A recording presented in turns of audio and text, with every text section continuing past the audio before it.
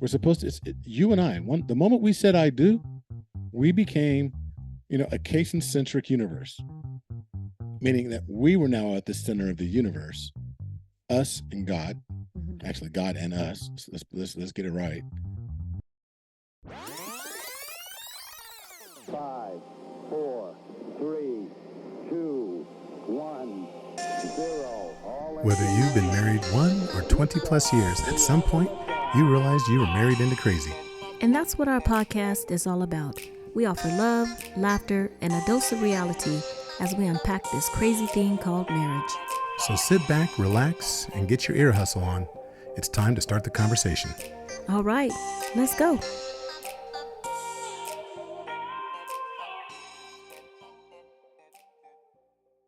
Yo, what's up? It's your boy ET. Look, if you're looking to or you got to raise the bar on your marriage, you gotta click the link and get into Married into Crazy, y'all. I'm telling you, this coaching is gonna take your relationship to another level. Now look, you already know you need to raise the bar. You know that already.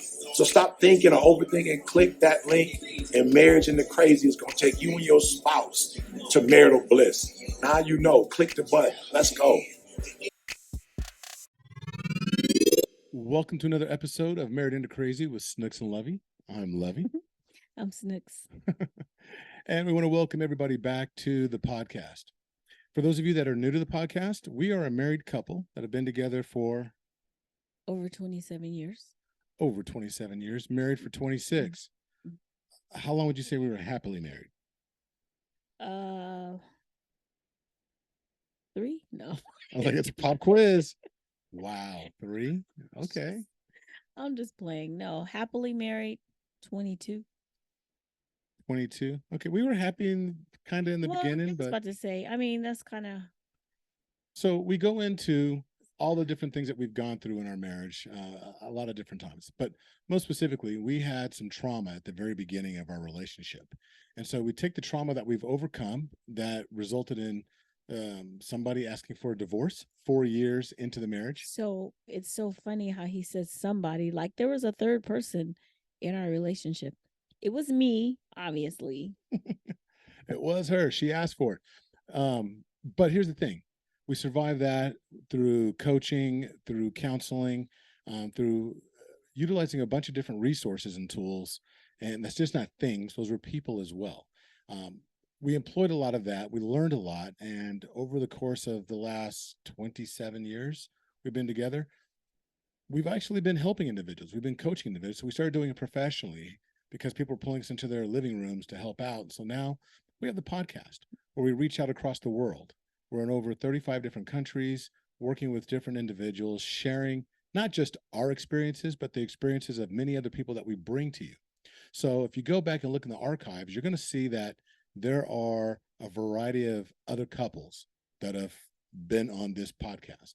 There's been professional athletes. There's been Grammy award-winning artists and their respective spouses, and talking about the balance between career, what they're dealing with. We've had people on here that have lost children at a young age, young couples, and how they've actually dealt with that adversity. We've had elder statesmen, if you will, and stateswomen on here talking about the longevity of their relationships and sharing some of the nuggets there. And then occasionally we'll bring on other experts, right, in specific subject matter. There's been sex counselors, sex coaches. There's been a variety of licensed marriage family therapists. Since mental health. Yeah. Yep, there's been mental health. There's been doctors. There's been financial experts, a variety of different individuals, because it takes a village to make a marriage work. And it's our job, or at least we've taken it upon ourselves as our mission, to bring that village to you and help you build it out as well, and invite you to join our, what we call the Iron Tribe. I'm sorry. It just kind of tripped me out. I don't know why, but it's like, yeah, we've been married for 27 years. That's like a heck of a long time. So I feel like I remember when I was younger, when I hear people say how long they've been married for over 20 years. They've been married for over however long. And I always think of old people. Right. I'm like, oh, but we're not old, But it's funny that you say that, because I remember in my youth when you would meet somebody And they're like, oh, we've been married 30 years. And I would always think, you ain't happy. Why? Why? Because that's not what was modeled for me. That was not what was modeled for me. People that were generally married for a very long time seemed like there was a lot of turmoil and challenges. But just go out the bat, just be like, y'all ain't happy. For real, for real. Look, folks. God bless them. Love my parents. God bless each and every one of them because they both passed away. But my father had been married 4 times. My mother had been married 3 times. I didn't see a lot of happily married couples. I've happy individuals in their own right doing what they do, but as far as a marriage, a union coming together, didn't see it very often. I had one model. Okay, so when you talk about My uncle, I just gotta say, it was my Uncle Johnny and my Aunt Nisi. Yeah. They were the one that were just happy, and it was genuine, and you could tell. I was going to ask you though, so isn't being happy subjective? I mean, because maybe they were happy or whatever, your parents, but their happiness just doesn't look like what you would describe as being happy. No, they weren't happy. No, they weren't happy. They were not happy. They were not happy. Not the, they were not happy. No, my father was probably at times that were fleeting, except for his wife when he passed. I think that they just really, they understood each other, but maturity came into play, particularly for my father. And there, because he was a player. He was like, ladies' man. My dad was cool. Not later in life though. He wasn't doing all that. No. Oh, But I'm just okay. saying that. But there's a maturity that comes with age, with wisdom, right? And he was prepared finally. The ability to be a husband came to him later in life. So, do you feel like a lot of people, like you said, the ability to be a husband came later in life?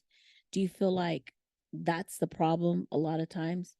We put, what's that song, age ain't nothing but a number, and that's true, but because we have these standards or these things where, what's quoted to us, oh, you should be married by the time you're 25, or by the time you should have your first kid by the time you're 30, or buy your house before your first house by the time you're a certain age.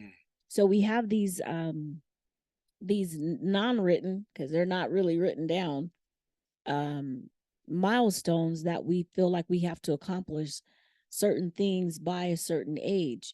Do you feel like, or should I say, have you witnessed that?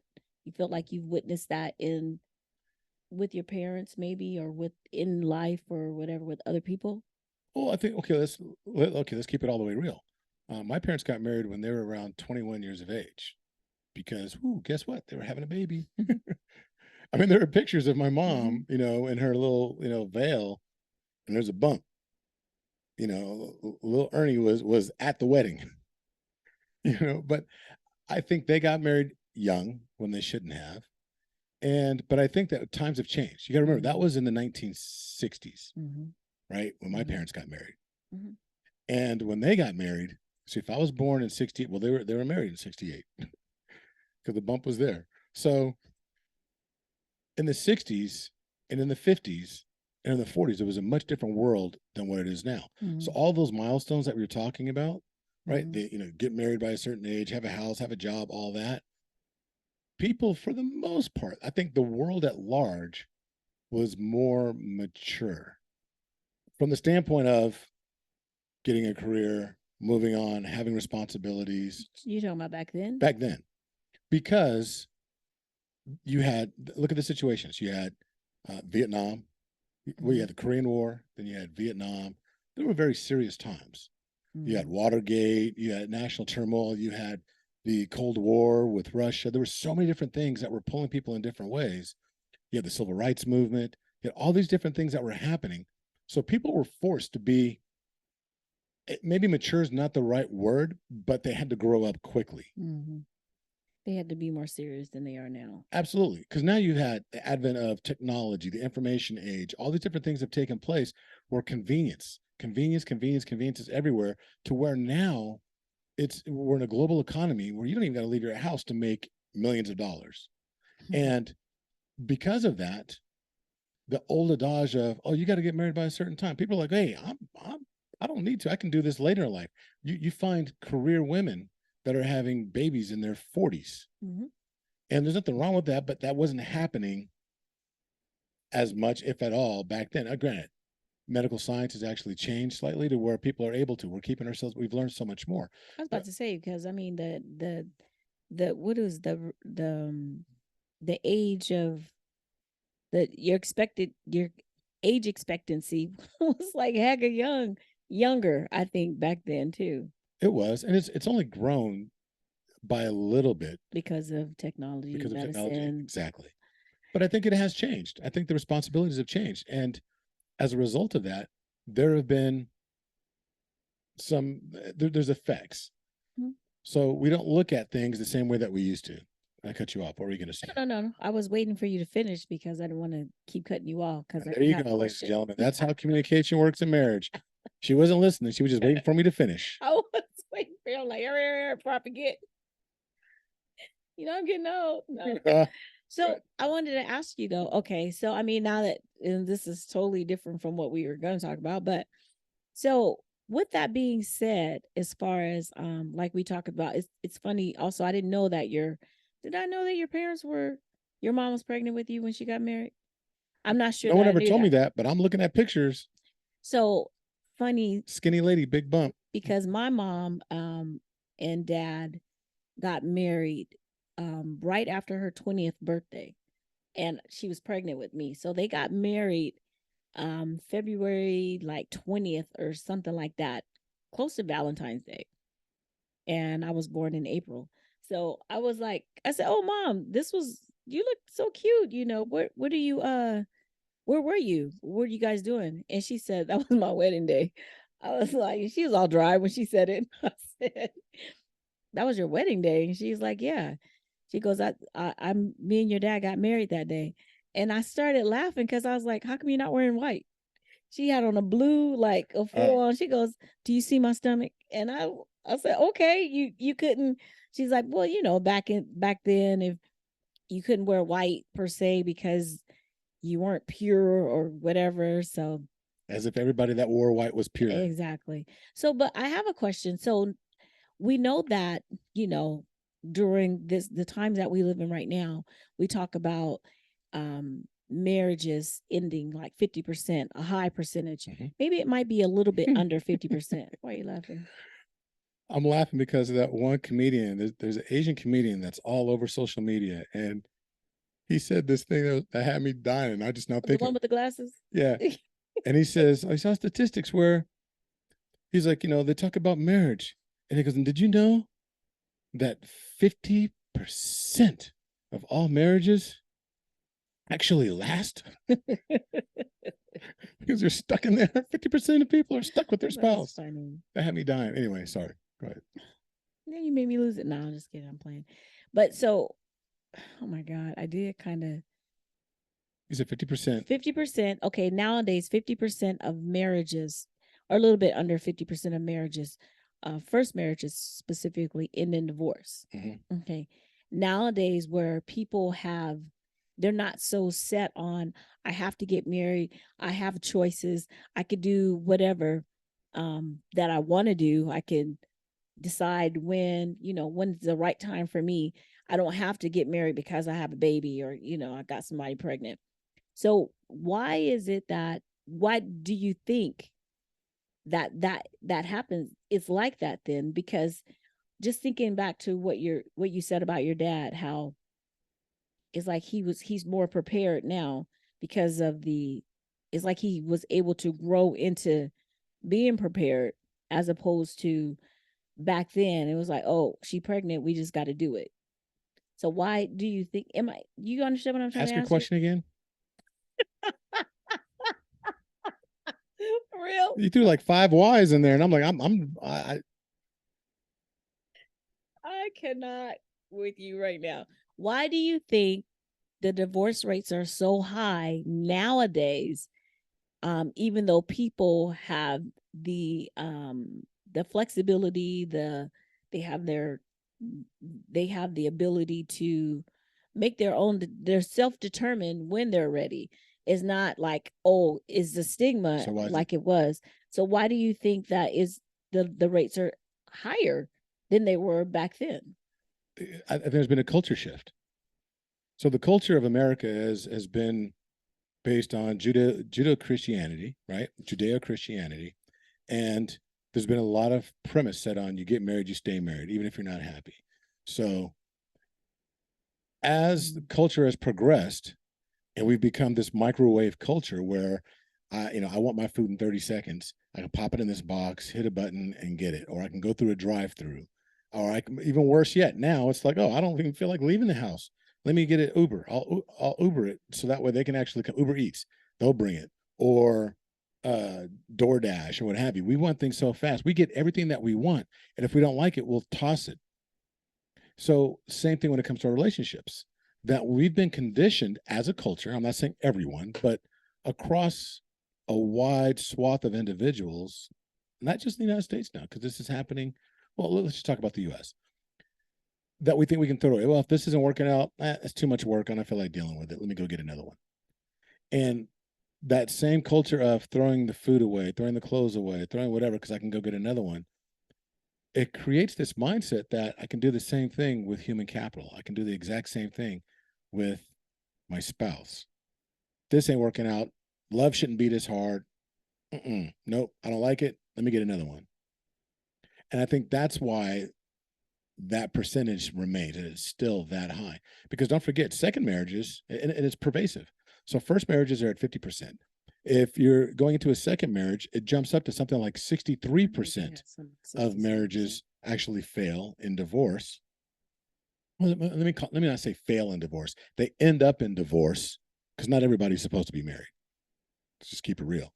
But 63% actually end up in divorce if it's your second marriage. If it's your third marriage, the number goes up into the low 70 percentile. Mm-hmm. So just because it's okay, third time's a charm, not necessarily. Not at a 70%, percentile. So third time's a charm, or three strikes you're out. And it could just be ingrained in the fact that, it's that throwaway culture. I think that's why it remains. What do you think? I don't know. I feel like people, kind of like you said, they don't have to stay anymore. Before, it was there was a stigma behind being divorced, or your husband leaving, whatever it is. Nowadays, a lot of times, we don't have to stay. Yeah. I feel like too, and I know not all men were abusive back in the day, but there was that abuse factor: physical, mental, emotional, financial, emotion. I said emotion already, but women had to stay, because where did you have to go? You left your parents' house, and back then you left your parents' house and you went straight to your husband's house, or with your husband's family, or whatever. You became a wife, and then a mother. And if you didn't have you almost say you didn't have anywhere to go, you had to stay where you were. We don't have to stay and take it. And not only do we, even if I don't have anywhere to go per se, I have somewhere to go, because now you're talking about shelters. They have women's shelters or whatever. We have the ability to press charges when that probably wasn't a thing. I don't know when domestic violence became a crime or whatever. But but there's a perception that things have changed, but how much have they really changed? So today, what do you mean? How much? Dr. Trump, it's today. Donald Trump. I said doctor. He ain't no dang doctor. But Donald Trump was found guilty today. Oh, in a civil court, for sexual. I think it was like sexual abuse or sexual assault or something like that. and defamation. Mhm. So he lost $5 million in a civil suit. It took years, decades for this to actually be prosecuted. Right. I get that. I mean, there is a long way to go. I'm talking about specifically relationships, us. Like if we were married back in the day and you was beating on me, I stayed and I took it because where else was I going to go, especially if I didn't have a job or any way to support myself. What about my children? A lot of women stayed because of that, not because it was some love dedication to their husbands. Right. They stayed because they had nowhere to go. And what was modeled for them, and I'm generalizing again, what was modeled for them was probably that same type of behavior. Well, it is just what men do. Just think about the movie The Color Purple. Remember how Mr. used to beat on Celie, and when Harpo asked Celie what he could do to basically control Sophia, Celie said beat her because that's what she got. That's Right.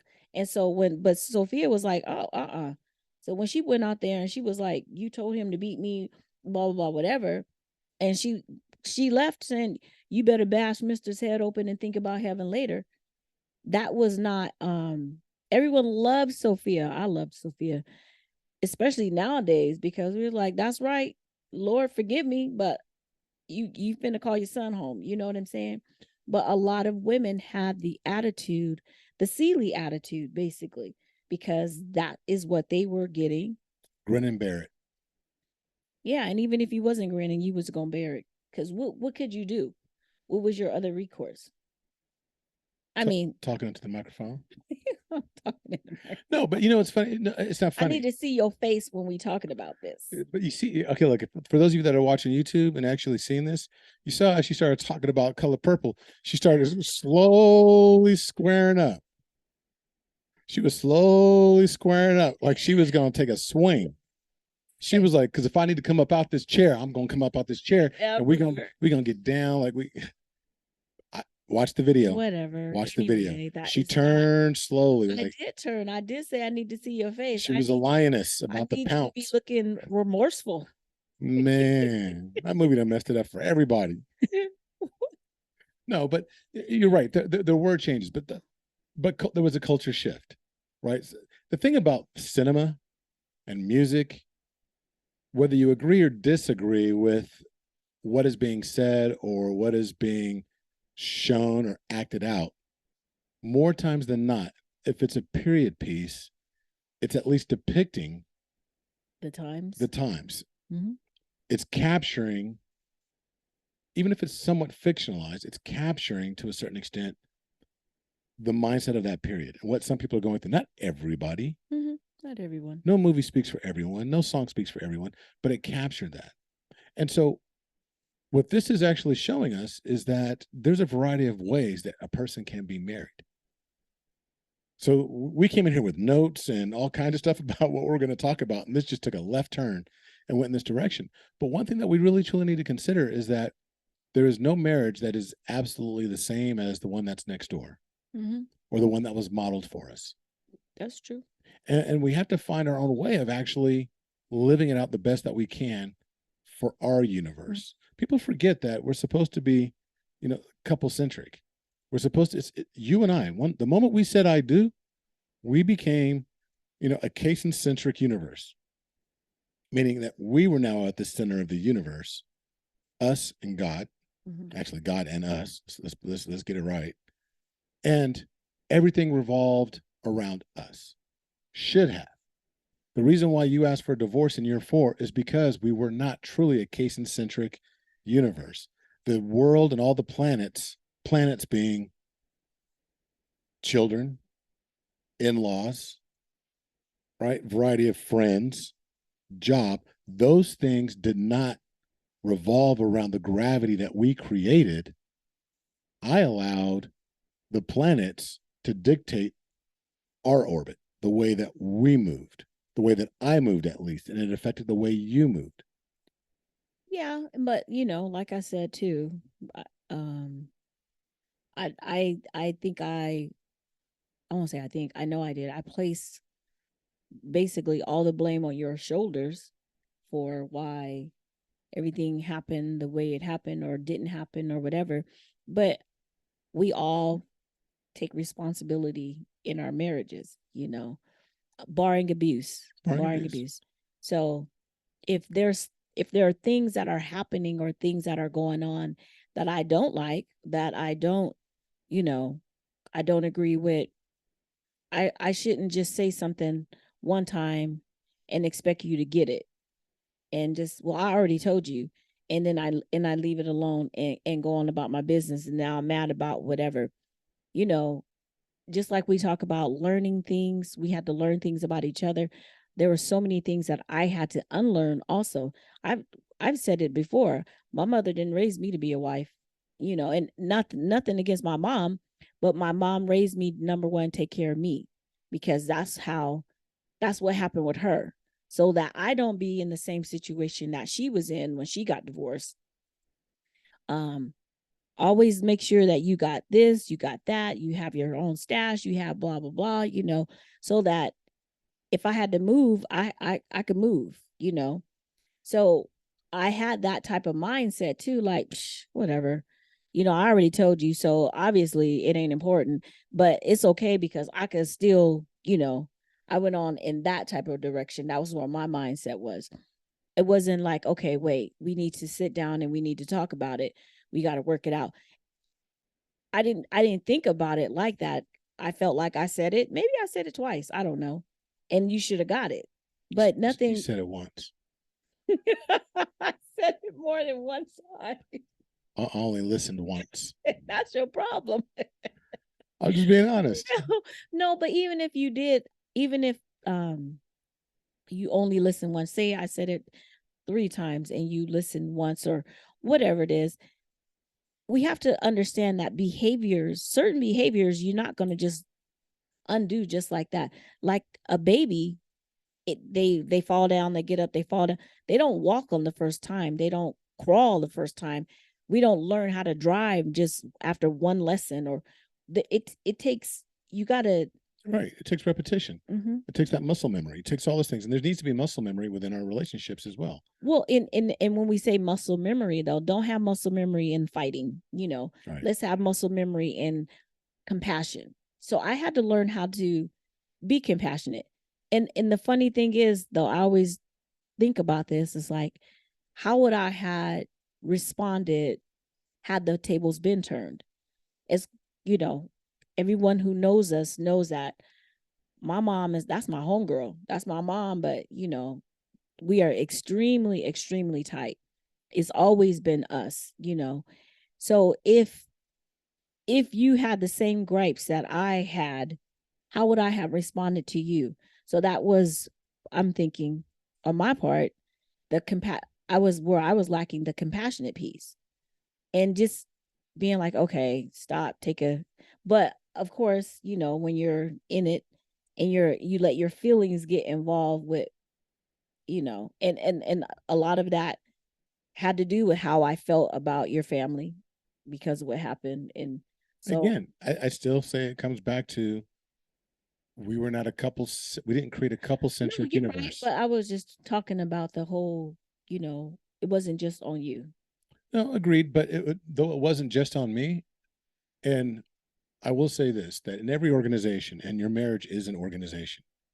Your marriage is both an organization and an organism, right?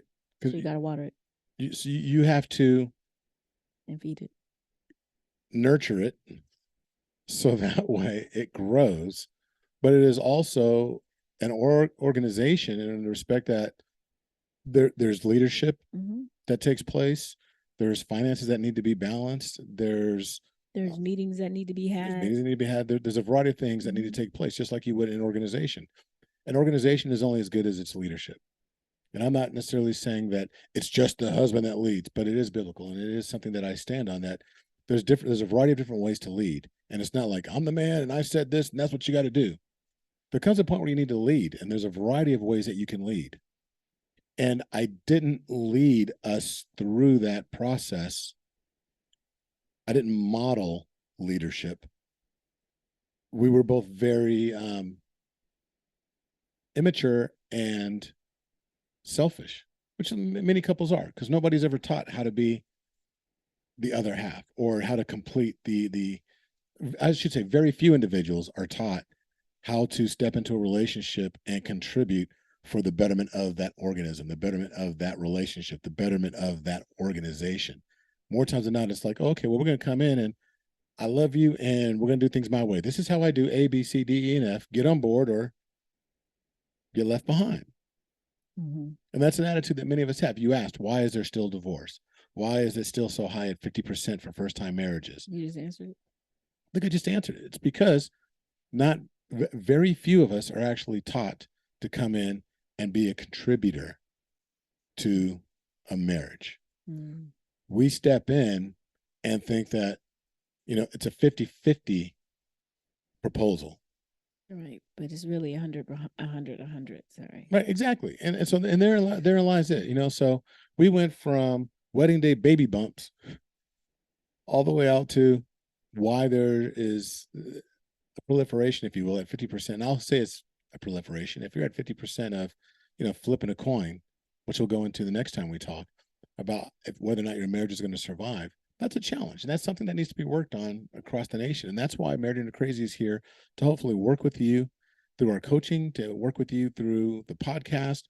There's an online thing that we have a course called Raise the Bar, raising the bar on your marriage. We should all want to raise the bar within our marriages. That's raising your beliefs, your actions, and your results, because your beliefs are going to dictate the actions you take on a daily basis. And it's those actions that are going to yield results in the long term for your relationship and for your legacy. So definitely listen to what E.T. said at the very beginning of this podcast. There was a little plug that he made for us to go to the website. It'll be in the show notes. Make sure you go there, click on it, check it out, and you get to pay what you want to pay. We're not going to dictate it to you to say, oh, this is what the value is. See what other people are saying from a variety of different backgrounds, and both from an ethnicity, education, and so forth background, and see what they're saying. And then you determine, you know what, this means this much to me. This is what I want. This is what harmony, what kind of value it has for us, and just pay what you feel. Right. So go ahead and do that. And we look forward to actually talking to you the next time. And we've got some stuff to talk about, because I got some notes that I'm ready to share. So we'll do that next time. In the meantime, wait, before we go, just real quick, I just want to say to all of our mothers out there listening, Happy Mother's Day. We hope that you all be safe and that you guys just enjoy your day. Whatever it is that you want to do. So if there's children, y'all, whoever's listening that have moms, make sure you take care of your mama. Amen. And you know what's so funny that I forgot all about that. I know. This weekend we are going to see Take 6. Excited, extremely excited. Excited for a couple of different reasons. One, getting all the mothers together, getting Snooks, getting her mother and my stepmom, Sanja, and our cousin, Taiwanda, and we're taking them out to see Take 6 and to visit with a friend of ours, Joey Kibble, who is a part of Take 6, who was actually a guest here on the Married into Crazy podcast. Was that the Grammy Award winner that you were talking about? That it was. And so he and his beautiful wife, Tina, have been on the podcast as well. So that's a great episode. I'll put that in the show notes as well, in case you want to go take a listen to the interview that we did with Joey and Tina Kibble. That'll be in the show notes. Right. Can I say bye now? Until the next time. Be blessed. Bye-bye. Bye.